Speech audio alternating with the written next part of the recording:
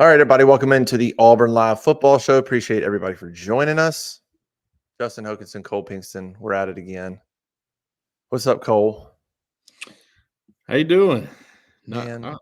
I'm trying to find a little sleep somewhere. I went to Enterprise, got back at like 1 a.m, and Yeah.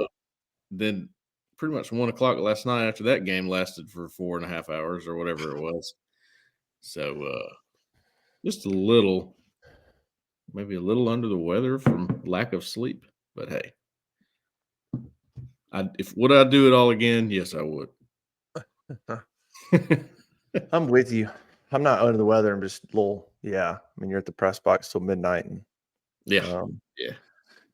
and I can only sleep so long. Like I can't, it's not like I can catch up on the morning side. Like I wake up when I wake up. So the later I go to bed, there's really no catching up.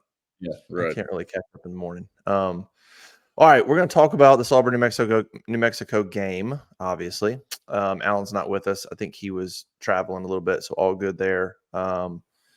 Real quick, shout out to our main sponsor of the show, Session Cocktail. Appreciate their partnership with Auburn Live and all our shows. Go check them out right there on Magnolia Avenue. Great place to have a drink.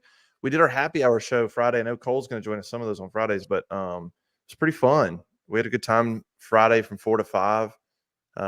Just answered a bunch of questions for about an hour. Talked about the game, talked about the quarterback stuff, and right there live from Session. So it was cool. They had people in there. They were hopping, so it was a good time. But go check them out right there on Magnolia Avenue. On during the weekday if you're down here, but certainly on Thursday nights, Friday nights, Saturday nights, they're generally pretty busy. Tell you what, you sold me on the Gold Rush last time that I was there. That's good, but I got something for you. So somebody on our board, and I'm just kind of a habit person. I go and I have the same thing. Yeah. And it's good. But somebody on our board popped on and goes, "Hey, try the monkey business." And I was like, "I've tried a lot of their cocktails. I haven't tried that one yet."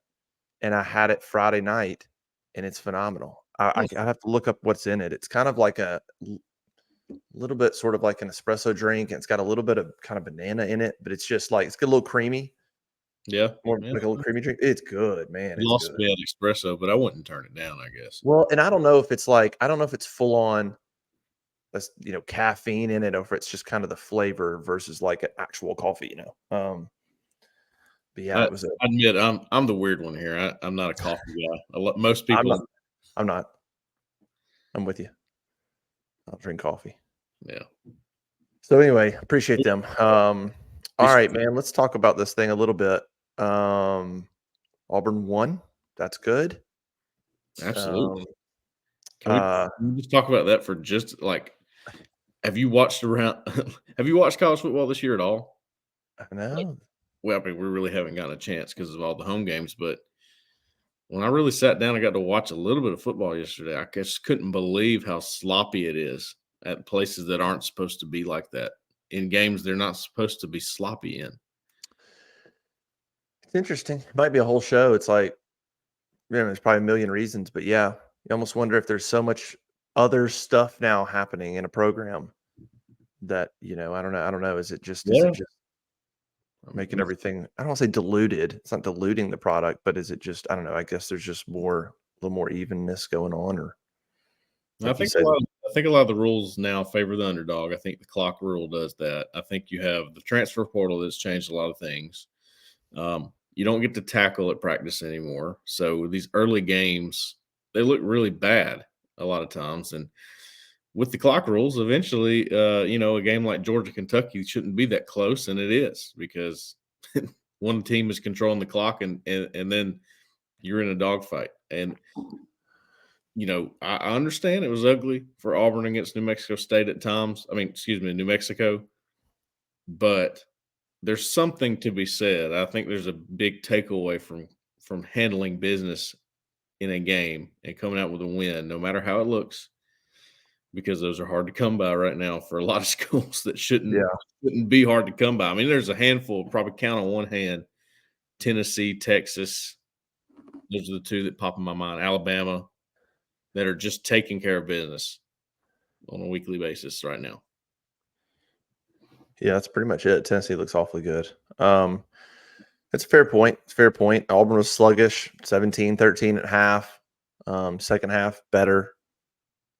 Better on both sides of the ball. Rain had a lot to do with the second quarter offensively. And so a lot of penalties. It just wasn't, even without the rain, a lot of penalties. New Mexico committed 17. Auburn committed 8 themselves, though. All right, let's get into, I guess, Hank. I'll be honest with you, man. I'm exhausted talking about the quarterbacks. Last week was a lot, especially for us when we're on the message board and there's a million opinions and emotions are running high, and it's you know. But Hank had his start. Thought he played well. No real gripes. I mean, a couple bad throws. I was kind of with Hugh. There's like 1 or 2 throws. I can't remember when, but there's maybe 1 or 2 where you're like, oh, maybe could have been picked. But I mean, other than that, pretty accurate. A couple of balls low where we talked about up in the press box. It was, we weren't sure if he was sort of just trying to baby it or if he was trying to aim it or whatever. But I think he'll get past that when he was confident and let it go. I thought he looked good. Seemed to make pretty good decisions all day. Made it. I mean, the pass to Keandre Leonard-Smith was perfect, literally perfect. The touchdown to Micah Riley was an impressive throw. The touchdown to Camden was a good throw on the money. Pretty kind of a deep slant. So all in all, he played well. He's going to start against Arkansas. So I'm curious, one, kind of, what you think of Hank, and two, what did you think of Hugh Freeze's comments post-game where he said Hugh's starting against Arkansas? It's a step up in competition, so we'll see how he does. But Hugh also said, I'm not sure if it's a permanent fix. Kind of like the ball's – Hank's got the keys for now. Sure. He's like, I'm not sure if it's a permanent fix. And Freeze's quote at the end was, and I guess maybe this is just hedging your bets and just saying nothing's out of question. Like anything is possible kind of statement. Where he said, and if Hank doesn't play well, or if like it doesn't go well, then maybe this motivates others, Peyton, to prepare themselves better and to step up their play. And he didn't say Peyton, but he said it in a way you're like, oh, that was kind of interesting. Now maybe that's like the lowest percentage, right? Like Hank, how bad would Hank have to play for it to go? But probably not that bad in an SEC game. Game 1, I don't think it would take a ton in that game to potentially go to Peyton. I mean, Hank's gonna get his chance, but anyway, curious what you thought on Hank's play and sort of how Freeze kind of framed the whole thing post game. Well, I think Hank Brown earned a longer leash on Saturday, if nothing else. I don't know how long it is, but I think it's longer than it was to start with because you won the game. You navigated through some things that could have gotten a little bit tight and made the game closer than it was. The reason why, starting back with the decision, I think it was a great decision. It's the decision we all wanted to see. It got life back into the program very, quickly there. And not that life was, not that it was in a bad place, but I mean, you needed something. You needed some kind of boost after what just happened against Cal and seeing the same thing again and being discouraged. And it's good for recruiting and all that. So it was a good shot in the arm, I guess, to get Brown in there, and then he plays well, even if it is against a defense that's not very good. That doesn't matter. I think that's irrelevant. So the decision was good. Now you have film on Hank Brown, and you know what he's about. Because even though the defense wasn't good, I think this. If you compared this game to Peyton Thorne's game against Alabama A&M, that to me is not an apples to apples comparison, because that game was never in hand. Okay, this game was in hand. There was a chance for New Mexico to make some plays and be right in that ball game as late as the third quarter of the game. So that means to me, there were several drives where Hank got in there and he had to make a play or Auburn might be in trouble. There's a little pressure involved in that. And I haven't made it to those on the play script. I've only done the first drive so far, which was a great drive for Auburn.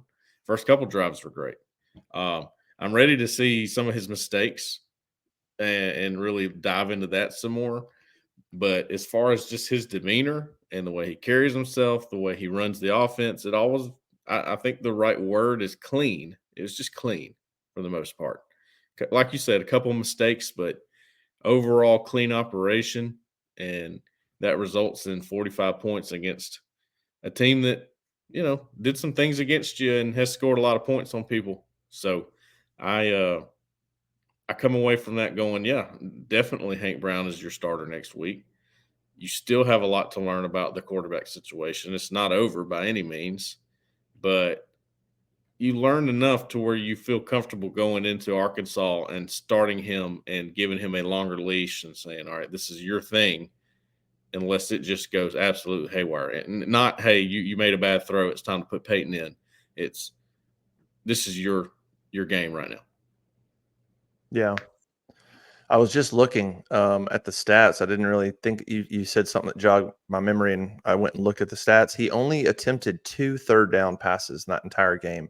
He was Interesting. one for one. It was a 3rd and 2 early in the game that he completed a 4-yard pass to Robert Lewis, and then there was a 3rd and 10, looked like an incompletion to Robert Lewis, and that was it. So, I mean, it just kind of goes a little bit to situation and the kind of defense you're playing, and only had two times 3rd down where it's a 3rd down and you're throwing the ball, and there could be a rush or whatever it is. You got to make a pressure throw. So you as you're watching the film, I'd be interested to know how much of that was. I know they ran on 3rd down. There's a third and there's like a long 3rd and 4 they ran, and so I'd be curious to know if they only had 9 third downs. They converted 4. That 3rd and 4 was on the first drive, and they did not convert. It ended up being a 4th and 1 that they do convert on 4th down. Yeah. So there were a couple. I know there were a couple 3rd downs where it was a run. They had gotten ahead of the chains enough. They had gotten in a manageable situation where you're not just in desperation mode on 3rd and medium or long. I don't think they're built for that. Even with Hank, I don't think they're built for that, and they did a good job staying ahead of that in this game. Yeah, that's huge. That's worth pointing out. I mean, Cal, they were terrible. They were like 3-something yards a play on 1st down. Against New Mexico, they were 8.5 yards a play on 1st down. And so that just makes all the difference in terms of keeping Hank pretty comfortable. Now, on the other side, defensively, that's the 2nd game in a row that they've basically given up 7 yards a play on 1st down. New Mexico averaged 7.5 yards a play on 1st down. So we'll talk about the defense. But yeah, I thought Hank did fine. I said on the modcast, really the only thing you could take away to me would be how you view his decision making. Outside of assuming he plays, I mean, New Mexico's defense is not great. He kind of did what he should do. But it's, do you think he made good decisions? Freeze seemed to be happy. I bet we'll hear Monday that he made a bunch of good decisions for the most part, especially being his first game, first start. This is the week we'll start to know. And Arkansas is not even that good, but they're SEC. It's an SEC team with SEC talent. Yeah. And even lower level, whatever, there's still generally enough athletes out there when you're talking about a redshirt freshman quarterback with just very limited experience, when you're trying to find your way on offense, you can't take anything for granted. And so they're averaging 46 points a game and have played a ranked team that they went to overtime with. So yeah, offensively, that's the thing. I don't know Arkansas's defense. I don't know where they're at, but they're dangerous enough on offense that I think there could be some pressure in that game throughout. I mean, if Auburn's defense doesn't play better, it could be a competitive game, and Hank could be feeling that. It's just different. You're going to feel the pressure. It's just going to be a different. It's going to be a different deal. Resumes. Arkansas's resume looks better right now. Yeah. Yeah, close one against UAB was weird because UAB the week before got trounced by La Monroe, and then Dilfer almost comes back and pulls off an upset. This product of football must be a bettor's worst nightmare. Like, how do you bet on these kind of games? It could just be anybody's game any week. Oh yeah, I mean, we were all so far off on Cal, and then, dude, I almost nailed this one. I think we were all right there. Yeah. I was at 45-21, and it was 45-19. If they kick the extra point, it's 45-20. And I even said that I thought Auburn's defense was susceptible to giving up big plays, and I thought that was why they were going to get the 20 points. And of course, that's maybe what we should be talking about more is the defense. But just to put a bow on Hank, I mean, I think he did his job, and we'll know more. So it ultimately, it was interesting hearing Hugh Freeze talk about post game. Hey, I just felt like he was like, I couldn't quite put my finger on, what the issue was. Which I'm kind of glad he said that, because I feel like that's where I've been at, and I feel like that's where a lot of people have been at when we've watched Peyton. And you're like, what is going on? I mean, there's definitely other issues that contribute, but you're a guy that's played a lot of football and he knows what he's seeing. I mean, Peyton Thorne knows the game. And it just wasn't translating all the time. And so he was kind of like, I couldn't quite put my finger on it. I just felt like a change needed to be made. Hank deserved a shot. And the timing was right. New Mexico, take it one game at a time at this point. Beat New Mexico, SEC opener, try to beat Arkansas, get to 3-1, get to 1-0 in the league, and then Oklahoma comes to town. Treat that like a one game. That's kind of where the season's at. And with Hank Brown, everything's just a one game. And take the one game, try to win it. Can't really get too far ahead of yourself when you're watching. I mean, watch Oklahoma's been, they've been up and down. Kentucky, my gosh. I mean, Kentucky gets destroyed by South Carolina and nearly beats Georgia. And so it's just, everybody's so up and down that it's hard to predict anything 3 weeks out. You can't look ahead to Auburn, Oklahoma and know what that game's going to look like. No, you can't. And very much, I mean, if Hank Brown is your guy and you go against Arkansas and he gets his feet wet and he looks anything like he did against New Mexico, where he's comfortable, I think that's the biggest thing, right? He looks very comfortable to me. It doesn't look like he is ever, panicking. Doesn't look like he's ever not sure about what he's looking at. I think I wrote this on my final thoughts. I think he has a small advantage in that he knows why Peyton Thorne got pulled. He knows. Yeah, that was a good point. Indecisive. He was indecisive. Okay, well, if you're the guy that's taking over for a guy like that, don't you think you would try not to be indecisive the best you can? Because that's what the other guy got pulled for. And at least that's how my brain works. I think that, but also coupled with that, Hank Brown's just good at making quick decisions. I remember having to do the breakdown on him when watching his film at Lipscomb. He was just good at quick decisions. He always had something, he always had a play to make. He knew what to do. He knew where to go with it. So, sorry, there's a fly in here. I keep having to pat it away. But anyway, that's the thing. If you never know, if he gets his feet under him and he starts feeling really confident, which he already looks very confident, that's going to be interesting. This team could get a lot better. Again, we need to talk about the defense too. That's going to be an issue, but we'll see. Yeah, of course, Cam Coleman didn't play, but didn't seem to slow things down. Camden Brown stepped up, had a good game. Robert Lewis had a grab. Rivaldo actually had a couple grabs, which that I liked. Things were pretty simple. Like I think both of his catches were like just sit down. It's like he ran like 5 yards and just sat down. I like that maybe better. Maybe it's a little easier for him than trying to get super complicated with the route if he's not that great of a route runner and his hands are iffy sometimes. I don't know. I kind of like just sit down. But and both times he caught it and turned, and the one time they took him, he got an extra 3 yards because it's hard to tackle him. The other time he just turned the right direction and got free real quick and took off. The best thing he does is after the catch. I've always thought that, even back to his Florida International. Is that where he went? FIU? Yeah. Yeah, he's at FIU. His FIU tape. Like he was very tough to tackle after he caught the football, and they didn't ever do anything crazy with him. They just threw him, they'd throw him up the seam on a seam route or maybe on the flat route that we see a lot at Auburn and other places. And he was just tough to tackle. And I always thought that would be his best quality. And you don't want a guy like that, you don't want to put him on any crazy routes. Just get the ball to him and let him work. Right. Yeah. So I was happy to see. I think Perry's the only drop that I remember late in the game. Yeah. Might have been another one. Perry made a good catch though on one that Hank underthrew on that corner route, and Hank kind of put it up, and the DB really never got his hands turned around, had his head turned around, and Perry stayed with it and made a really good catch. But yeah, thought Hank played well. Thought offensive line was pretty good in pass pro, no sacks. But again, we'll find out more next week.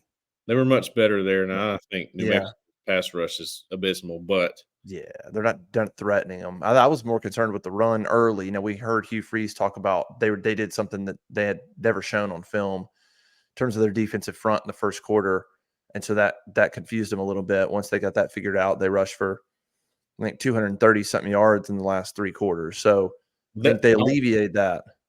so I've taken some criticism for my position unit rankings, which I never thought were even that popular because I did them a year ago. Nobody talked about them, but now they're a big deal. And I had offensive line at number one, and I don't know if that's right in hindsight, but what unit is better than them right now is my question. Number one. Yeah. Number two is the reason I picked them was not so much I thought they were going to be the most dominant on the team, but I mean, they had a starter out yesterday, and then they had a different starter at guard who, I didn't think was that great, and he's had trouble in his career staying healthy. So you had two more different guys in there, and the guy you started at left tackle a week ago, he hardly even played. You had a different left tackle in the game. My point in ranking offensive line number one position unit is because they have depth. And I thought Ronan Chambers played well against Cal. You didn't even see him until garbage time in this game. And then Braden Joyner had a good game. So they brought another guy in that can help you.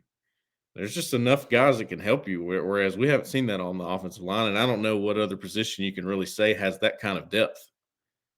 So that's why I picked them number one, and I thought that it showed in this game because you got some guys in there that can really help you out as the season goes on. Yeah. That's a fair point. Braden Joyner played. I was trying to look up real quick. See what the snaps were. By the way, as you're doing that, Tennessee opens as a 6.5-point favorite on the road against Oklahoma. That seems kind of low, right? Yeah, I mean, it's a road game, and I mean,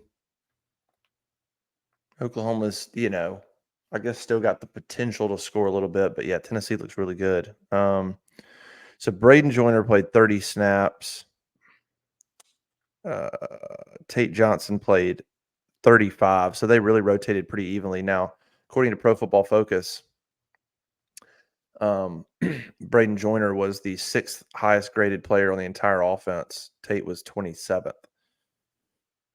So they seem to think Braden played pretty well. Now, part of that is, Tate certainly had the first two or three drives were him when New Mexico was doing something defensive line wise that they had never even shown on film before. So Tate kind of got the negative part of that about being part of the group that was out there when the whole group was struggling.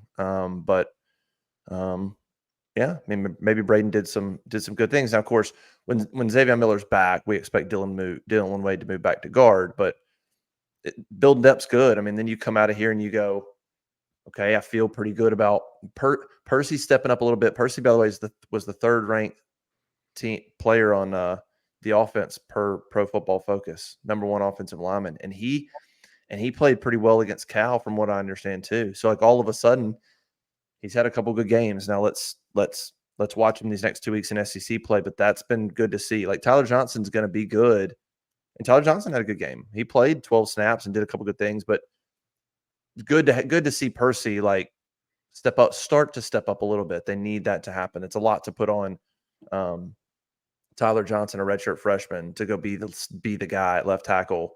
Yeah. And so that's good. So is Tyler Johnson great? No. Is Percy great? No. Pretty good. Percy maybe is becoming good, but Tyler's an option. Now you've got Braden Joyner maybe as the first guard up as an option, and Ronan's gotten some snaps. So definitely been some snaps on the offensive line. So you're heading into SEC play with some guys that have played some football there, and you make a good point about who would be the best unit through 3 games. I mean, well, everybody wants to bring up my number one. Of course, nobody wants to talk about I had corner and safety at 9 and 10. No, nobody wants to talk about that. yeah, But they're not that group's struggling. We can talk about defense, man. It's like 2 weeks in a row, and I wrote it on the rapid reaction. The first half defense is an issue. We should be specific. First half defense against Cal and New Mexico, terrible. yes. Second half, it's a different thing. Both those halves, Cal had, I don't remember the number, but Cal had over 200 yards of offense in the first half. New Mexico had 293 in the first half.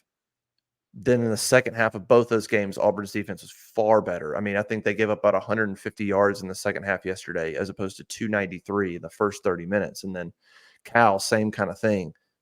So I guess credit DJ Durkin for making adjustments. That's good. Sure. If that continues, that's good. Now figure out how to not come out of the gate sort of lost and confused. Like the adjustments are good to see. And it's really been 2 games of the secondary is weird because so we saw, by the way, Champ Anthony get the start. Kayan Lee's got a calf strain, so we'll kind of monitor Kayan Lee and how he plays. But the secondary is just, I mean, the last 2 games, like they're not getting now against New Mexico. There were a couple of busted coverages. There were a couple guys running free, and I didn't watch. Some of them look like running free. A couple of them maybe look like. Well, I mean, yeah, I'm one running free. I mean, there's a couple of them that looked like it was in between a zone, but it was you can't have that wide of a window for a guy to be in a zone. So something was off there. Cal, I felt like guys made tough plays, and I felt like Cal made some plays. But in this game too, like Auburn DBs were in position a few times and didn't make the play. You know, Antonio Kite made a pick, but earlier in the game he was absolutely right there and didn't get a hand on the ball. So Yeah. DB is an issue. I mean, it is. I don't know. It doesn't seem like to me it's going to be something that gets fixed. I don't see how you're going to just game 4 all of a sudden guys are just going to start turning their head and playing the ball and playing lockdown. I don't know, man. I'm seeing some things that I'm not loving. And then you talk about the pass rush. You had 1 tackle for loss. The official stats, 1 tackle for loss yesterday. That's ridiculous. We're not seeing a lot of Kieron Crawford like getting after the quarterback. Jalen McLeod's played well, but I've almost seen Jalen McLeod make more plays like at the line of scrimmage or in coverage than in the backfield. I don't know. I've seen him sort of both, but I'd love to see more Kieron Crawford getting after the quarterback. Blitzing's probably been minimal to some degree. So I don't know. Defense has just sort of been a mystery. They've made adjustments, but the first halves have been, in the last 2 games, have been really, really bad. And Auburn's offense is not good enough to deal with that. If you get into the SEC and you have first halves like that on defense, you're going to be down 10. Yeah. You know, and you're going to have all kinds of pressure on an offense that doesn't need that kind of pressure to try to operate right now. Yeah, I think the philosophy from Durkin that I can tell, first of all, they have rolled with that 3-man front a lot more than I thought they would. I thought he would be more multiple with that. And just in my experience, the 3-man front it's more difficult to contain a quarterback in that, especially because your 2 what would be your ends usually, of course, they roll with Keldrick Falk, but the other one's Isaiah Rakes, and I don't know if he's a guy that needs to be containing a quarterback like Devin Dampier. I do Probably give not. credit, by the way, to New Mexico. I don't really understand why we not that we're not, but I don't understand why we would not give them credit because they did a lot of things that were really impressive. I thought they had a good quarterback. I thought they had a good receiver in Luke Wysong. I thought they had the spot concept they kept going to, which was hitting right behind the linebacker blitz. So they were well prepared. I thought they did some things really nice against Auburn's defense and against Auburn's defensive alignment and game plan. So I give them credit there. They still only came away with 19 points. So credit to Auburn's defense for keeping them down like that. They got in the red zone several times and couldn't score. That's good news. You like that trend. I think the secondary is concerning, and I think the pass rush, like you said, is very concerning. They got to be able to get home on this. And I think the philosophy from Durkin is 3-man front, but we want McLeod, we want Kieron Crawford, we want them to be kind of all over the formation and coming from different places at you while sending a guy like Asante or Keys every once in a while from different places. The idea is we want the pressure coming from different places. From what I can tell, that seems to be the philosophy of pass rush for his defense. And right now, a lot of people are questioning why Jalen McLeod is playing in the position he's playing, and I don't know. I don't love it personally. I'm kind of with everybody on that. I'd like to see him pin his ears back on the edge and do what he's done well. But he is playing well at his position. It's just like, well, is that the best use for him? It's a good question right now, I think. Uh, do they suddenly jump into more four-man front as they get into SEC play? I don't know. Maybe. A question for you, Justin. Do you think that they stay with this three-man front because you were talking about Gage Keys? Like, we haven't seen him play at all, right? Until garbage time in this game. I don't think he's played at all. Yep. Not injured, to my knowledge. Trill Carter, he's not playing much. These are guys you brought in to try to supplement your D line. And is it possible that they're not looking at those guys as quality depth right now? And they're like, all right, three-man front's probably our best bet because we just don't have a big rotation on D line once again. Yeah, I guess. I mean, Trill Carter and Gage Keys played a combined 6 snaps yesterday in a blowout. 2 defensive line transfers from Texas and Kansas played a combined 6 snaps against New Mexico. That is a problem. And it's hard to not say that's anything other than misevaluation in the portal. I mean, I get you need depth, but geez, if you're just going to bring them in and they're not even going to play, then go get somebody else. I don't know. Yeah, I don't know. I mean, Jason Jones, right? The senior played 18 snaps. Like, it's just a group that really consists of Rakes and Bobby Travis, Falk, Blockton. That's And about then it. you're just trying to piece it together after that. Bleedy played 24 snaps. Blady, yeah, he plays a good bit. Kieran Crawford played 12 snaps. No, I'm sorry. No. He played a lot more than that. He played 33 snaps. He just didn't flash. Crawford didn't. He had some pressures, but I don't know. The defensive line is just that was kind of my concern going into the year. I didn't know if they had a playmaker there. Falk is that guy. Like, Falk's good. But I don't know if you have a sort of 4-down lineman option. I feel like it's more just a pressure situation if you're going to go with Falk. And those guys, I don't know. I mean, yeah, Rakes is not really going to pressure. Blockton maybe has the ability, but he's still young. Travis is not. He's a nose guard. So it's literally if Falk's not getting the pressure, then you're having to hope that you're bringing Jalen McLeod and Kieran Crawford off the edge to pressure or you're blitzing. And we're seeing Crawford. A third of Crawford's snaps he dropped back in coverage. Almost half of Jalen McLeod's snaps he dropped back in coverage. Well, you gotta think about it this way too. Look, I just the way I see this, okay, is Auburn is still in a rebuild, and I can just feel the collective eye roll when you say something like that because nobody wants to wait on a rebuild anymore, especially at Auburn fans or any fan like Alabama fans. They don't want to wait for it. All these the schools that have the high expectations, they're not interested in hearing about a rebuild. And I got it. I can get that, but that's just not reality, in my opinion. You have to. You're asking them to hit on every single evaluation they make in the portal for them to get to, up to snuff to play these games, right? That's not possible. It's just not. That's not the way football works. Nobody hits on 100% of their evaluations. All right, nobody. You're doing the best you can. You're trying to duct tape your way into a winning season and show progress while trying to show recruits this is the place to come play. It's a challenge. All right. And I think what we're finding out right now is that there's still some problems on defense that they have not been able to address no matter how much effort they've put into it. It's not so much about depth. You got to have quality depth. How good are Gage Keys and Trill Carter? Can they play against SEC competition? If they can't, then you're in trouble moving forward on some things like that. And maybe some younger guys start to emerge, but that's your hope at this point. Depth was an issue last year. It's the reason why the offense was so I don't know, watered down might be a good way to put it. service academy offense at times because they had to find ways to stay in games because if not, they're going to get run out of there. So you're in a tough situation. This is nothing easy about this rebuild at Auburn University right now.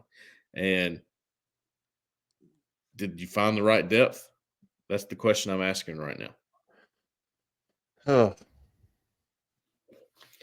Pressure cooker. I don't know. I don't know. I mean, Durkin's going to run his thing.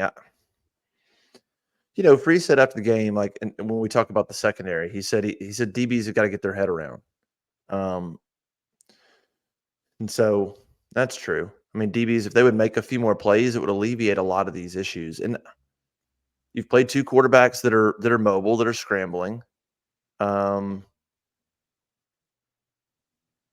Yeah, I don't know, man. I don't know if it's a schematic issue in the first half of these games. Corner's another place where you're dealing with depth, by the way, because a lot of people are asking why Keontae Scott's at corner is not his natural fit. Well, you're still trying to bring along guys like J.C. Hart and Jay Crawford just to be able to play meaningful snaps in big games. But yeah, and by the way, on Keontae, I think we need to. So Keontae as a corner, according to Pro Football Focus, they had him being targeted 7 times yesterday, only allowing 3 catches for 29 yards. So that's much better. The Cal game, he was 5 targets, 5 catches. Played 70 snaps. I mean, he played outside of Jaron Thompson, he played the most by a lot. It looks like he had 5 tackles in the game. So that's not bad. I mean, I'm looking at those numbers. It's not bad. I think people are kind of conflating the punt return muff issue with him as a whole. That's true. He was a little better yesterday, I thought. But still, I don't know the nickel thing. I mean, Champ Anthony, if he's coming on and they want to give him chances, but clearly they want to get Keontae on the field. I think him as a punt returner is another issue. But yeah, the stats say he played okay. And again, if he had a hamstring issue, I have to take that into account. I don't know the severity of that, but if he was battling that, then I would have to think that could probably hinder his ability to cut and run and feel good about playing corner. You can't be dealing with anything lower leg. So let's maybe give him another game and see what happens against Arkansas. You'll certainly get plenty tested there. Well, that was my point, Justin. You don't have a choice. Whether he's good or not, he's going to have to be the guy right now. I know I see it on the board, and they want to change there, and I can understand that. Or they want Keontae Scott back in his natural position. He was really good at nickel. And he wasn't a liability at corner, like you're saying. It's really not just him though. A lot of the corners are not playing the ball, and they're in a good position. They're there. They're there to make the play and not playing the ball, and that's one of the more frustrating things I've watched for sure this season. But you could talk about push-offs. There's a couple times when that was debatable, but they didn't call it, and you still have to go fight through the ball, and they weren't doing that. A couple people pointed out Antonio Kite's effort on one of those touchdown plays, and I somewhat agreed with it. I didn't think the effort was great when the ball was in the air. Which one was that? The one we thought he got pushed off on? Yeah. Yeah, it was a weird play. I mean, it was like he got pushed off at the moment he got shoved, the guy that caught, and it looked like he literally didn't even have a chance to recover.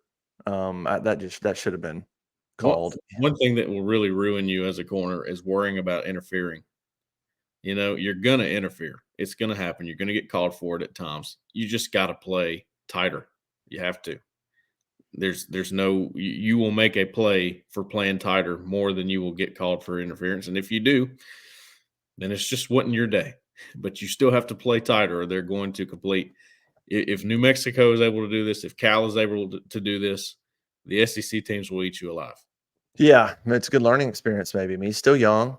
So maybe that's what they're telling him in the film room. Like, look, I get it. He extended his arms and he absolutely created separation on you and then caught the ball. And I get it. You were trying not to interfere, but I don't know. Maybe be a little more physical there and take a little bit more of a risk. I don't know. He was in good position early in the game on that play. We don't know how that guy caught the ball on the sideline, but more so how in the world did Kite not get a hand on that ball? Yeah, And then right. Kite made a pick later on. So, like, DBs are getting some playing time. But let's see another game before we jump on switching Keontae. The punt thing is different. He's muffed enough punts that I'm almost. I mean, I as would good of a consider. punt return as he is so dangerous when he actually catches the ball. But like Free said against Cal, Auburn isn't good enough to make mistake. In other No, words, the him muffing a punt. If you told me every game Keontae is going to muff a punt, but he's also gonna break a 30-yard return. Every game, those two things are going to happen. I'm going to go. don't Let's care. not put anybody back there because the muff punt is just that is so much more detrimental to this team when he does that than when he returns one 30 yards. That's not as impactful as the muff punt part of it. And so that's if he's going to continue to do that, I don't care if he has a good return every other game. It doesn't make up for it. Auburn's not good enough to turn the ball over. That they can't overcome that kind of stuff. And so I hate that he keeps doing it, but put all his focus on DB, take punt returning away from him, give somebody else a chance to be consistent. Because look, there's some good athletes on that team. If you told me Malcolm Simmons was never going to drop a ball, like I'd give him a chance. I mean, there's guys that Keontae's not the only good athlete on the football team. Now, it takes somebody unique to be a punt returner. That is a unique skill, and Keontae's got it. But I wouldn't be against giving somebody like Malcolm Simmons at least a shot. Yeah. Speaking of which, it's a little bit off topic from what we're on, but I saw glimmers of Auburn's got some guys that can really be good. I mean, they're emerging as playmakers. You know what I mean? Keandre Lambert Smith. I mean, there was so much struggle in that Cal game. You kind of forgot what kind of potential Auburn has in its receiver room and potential playmaking ability they have all over the offense. And I was seeing glimmers of it, even on defense. I thought Antonio Kite, even though I was just criticizing him, played well and made some big plays and had a game changing play on the pick. So there was just a lot of glimmers of good players. I like the way Robert Woodyard always pops to me every time he's in the game. There's some younger guys out there that are starting to emerge a little bit. Question is, how fast will they be able to really help you in the SEC games? I think you're getting closer. They've got some decent experience under their belt now, so that's encouraging to me, at least moving forward. Yeah. Well, we're about to start finding out a lot. I mean, and look, Cal was dominant again. I mean, so again, we'll see what kind of season that win could look a tad different as we go. It won't change that it was unacceptable. It won't change that offensive performance was unacceptable and the execution was unacceptable, but it won't look as bad if Cal maybe Cal's an 8-win team. And you're like, okay, well, it's still not great that they look like that. But as we think about this Auburn team now, when we think about them against Arkansas or Oklahoma or whoever, it isn't a bad thing. If Cal like wins another couple games, you go, okay, maybe they're not as bad as we thought. But you can't play that poor on offense. Sure. I don't know, man. We'll find out a lot in SEC play. It's a step up. Arkansas, not great, but certainly SEC athletes. And it's good to see Camden Brown make some plays. Cam Coleman will get back out there. Yeah. I mean, I think we've seen plays be made by Dre, by Cam, by Camden, Robert Lewis. I mean, all these guys have already made a play in the first couple games. Perry Thompson. Everybody's kind of gotten their feet wet. Love to see Sam Jackson with a catch. I'm begging for him to get more chances, but how about Michael Riley? Michael Riley's a good player. Like, he's got some ability. And look, Brandon Frazier's out with a broken foot, so now he's going to step maybe up. going to see more Michael Riley. I mean, Luke Deal obviously is in there as a blocker, but now you're looking at Rivaldo as kind of your split guy. But I would think Micah gets a good amount of more snaps. From my understanding, you have technically a Y and an H tight end, so two different types of tight ends in this offense. And yeah, I think the H is or maybe it's the other way around, but one of them is more like Rivaldo Fairweather, where you're a receiver type and you can move around and flex out, and the other is more like Deal, where you're attached and you're more of a blocker, and you're, I think Micah Riley was a mix of those two. I think he's working at both, whereas Brandon Frazier was mostly working behind. And, well, he may have been both too, but Fairweather's more of one and Deal is more of one, and then Riley's somewhere in the middle of those two. So that's interesting. He should be getting a lot of playing time now. I think we can end on this, but I mean, I think the best thing we saw was an emergent running game. Wasn't there in the first quarter, but I mean, they were ripping off some runs as that game went on. Jarquez Hunter gets his first 20 carry game of his career, which is kind of crazy. He had never hit 20 carries in a game in his life at Auburn. Seriously? Yep. He had multiple games of 19 carries. And that was the first game in his career that he had gotten to 20. I didn't know that. Yeah, he shared time with Tank, and then he just, for whatever reason, and so, 20 carries for him, a career high in carries, or what he ended up with. Was it 20 or did he have with a couple more? 20. And 152 was the second most yards he's had. So, arguably one of the most productive games he's had as a running back. And then Damari gets the action we've been looking for. 10 carries, 80 yards, touchdown. He did have a fumble, but let's give him a little bit of grace in the middle of a monsoon. At the moment he fumbled, got a hold on the ball, but it was in the rain. He's fumbled in the past, but I love to see him get the ball. You could see what he's capable of on the ground. Love it. Need to see more of him. So that's probably my best thing, was seeing those two guys get going a little bit, because we hadn't seen that yet. And man, they need those guys. You see the talent, like Jeremiah Cobb had a play, but you see the ability with Jarquez and Damari, and you see what they do well. Jarquez was breaking tackles, and Damari was his ability to cut and his speed. His vision is good. Yeah, really good vision. So you see what they bring to the table. That running game is going to have to keep getting better to try to take some pressure off of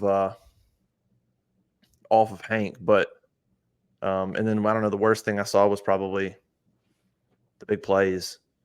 I mean, I think I put it in the story, but they gave up. I think about 280 yards of New Mexico's offense were on about 8 to 10 big plays, running and passing. I mean, they got way too many broken pass plays and even some long runs. Man, that might have been the worst thing, is some of that rush defense. I mean, they wasn't necessarily just a ground and pound, but they ended up with 157 yards rushing. Only 17 was from the quarterback. So you're talking about 140 yards rushing from the running backs or from receivers or whoever's carrying the ball. You had a guy average 10 yards a carry on 7 carries. You had a guy average 6 yards a carry on 4 carries. And so didn't love that. There were definitely some runs. There were some huge holes, and didn't love to see that part of it. I agree. That was surprising to me, because the front 7 for Auburn I was kind of leaning on that, as this has been the best part of the team so far, and they didn't look great. And I don't know as much about the defensive side of the football to be able to tell you, is the alignment a problem? I saw a couple times where Malik Blockton and Bobby Travis were getting turned around a little bit and getting pushed off the ball a little bit more than I expected. And that's not what you want to see against New Mexico. But they've had good games in the first 2 games. So they had good games against Cal. So I think they're okay. They didn't play well. It happens. Maybe they played too many snaps. It was a depth thing towards the end of the game. But we'll see. I think they're going to be fine. Depth is concerning. That was always a concern with the secondary and the D-line. So that doesn't change moving forward. Yeah, and it's also the 3rd game in a row, because I have to go back and look at Alabama A&M, but in that game, Auburn has so many big plays on offense that it's the 3rd game in a row. Every game this year, Auburn has lost time of possession and lost the total play category. This was a little closer. Time possession was about 5-minute difference for New Mexico.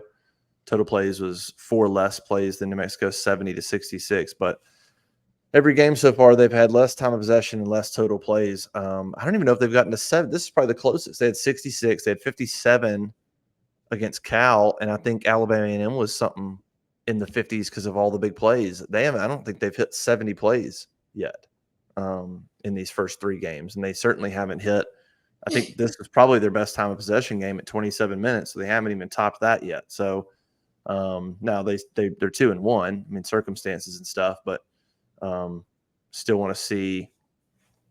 Would love to see them get to 70 plays or a little bit more. Arkansas, you're going to need it. You're going to need to control the ball, man, because they got enough weapons and an athletic quarterback, and you don't want them having a bunch of chances. Right. Exactly. The best you can, anyway. Exactly. Hey, quickly, let me give a shout out to Game Time. If you're thinking about getting tickets to the Arkansas or Oklahoma game, go check out gametime.co. Download the app, use the promo code ON3, and you get 20% off your first purchase. Tickets for obviously games, concerts, comedy shows, whatever they got going on. And then if you find tickets elsewhere after you bought Game Time tickets, if you find tickets through Game Time and you see them somewhere else that are comparable tickets for less, Game Time will refund you 110% of your purchase. So really cool company. Go check out gametime.co for a bunch of last minute ticket ideas. Go check them out. They do a great job and a great partner of On3. All right, listen with this, Cole. Is there anything you want to hear on Monday specifically from Hugh Freeze? I think we all knew it last week, but anything specific you want to hear or not really?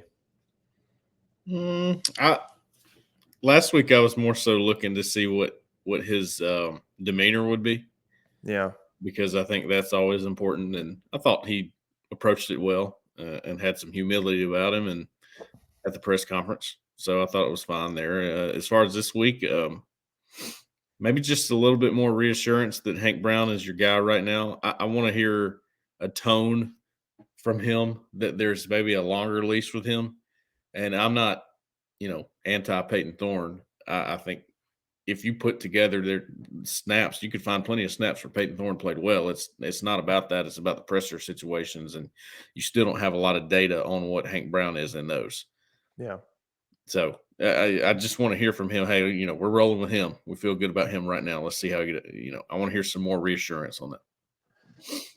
I think that's a good word, reassurance.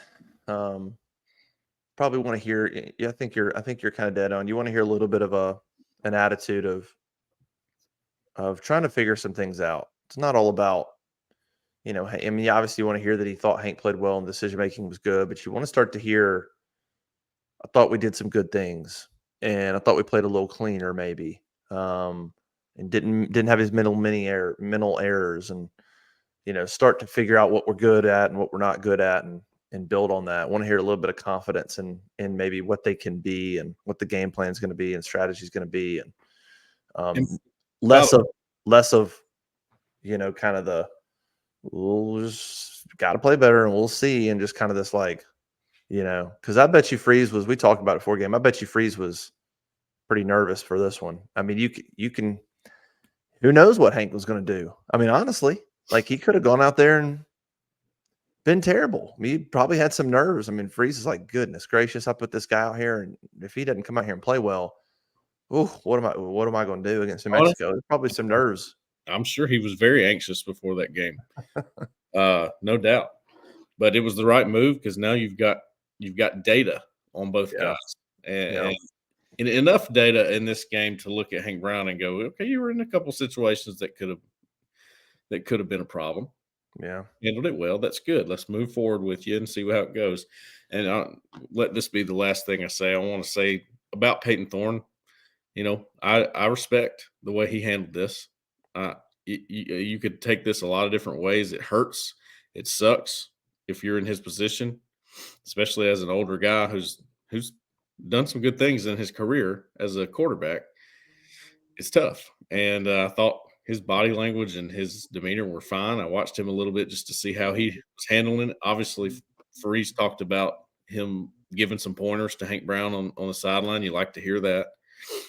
And anybody that because he struggled at quarterback likes to take personal shots at him, I think you're a loser. I do. I mean, you're my brother or sister in Christ, but I think you're a loser for that. So I don't understand personal shots at all. But I think he handled it well, handled it with class. Yeah, I agree. I think that needs to be.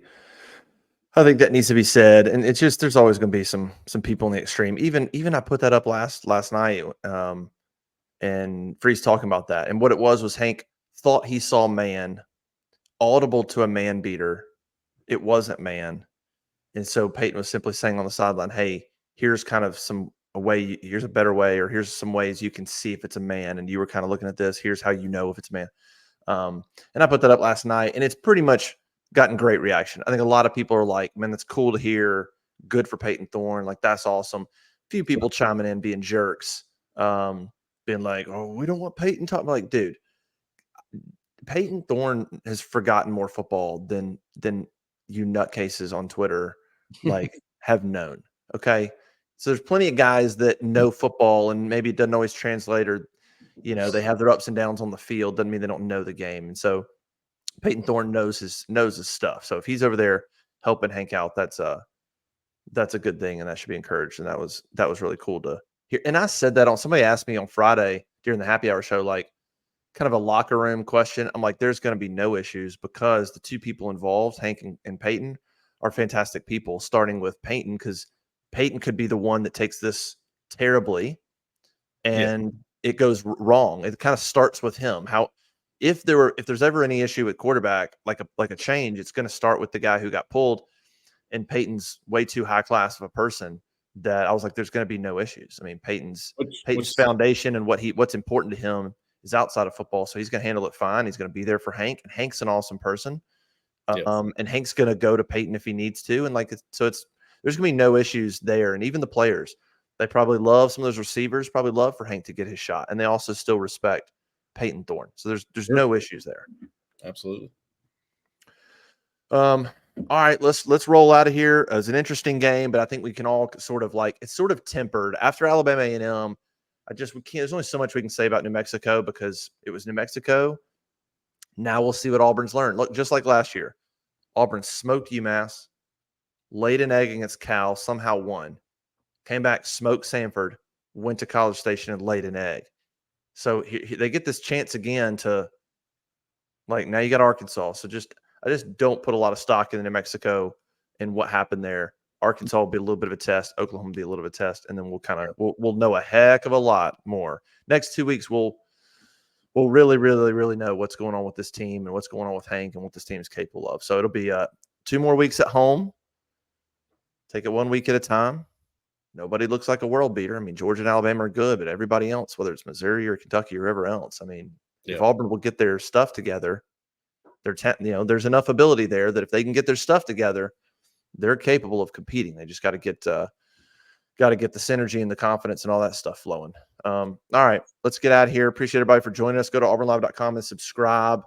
We've had a fantastic 4 months. I mean, it's already been a great 3 years of the start of auburnlive.com, but man, the last 4 months have been even better. We appreciate everybody being on there and being respectful and decent.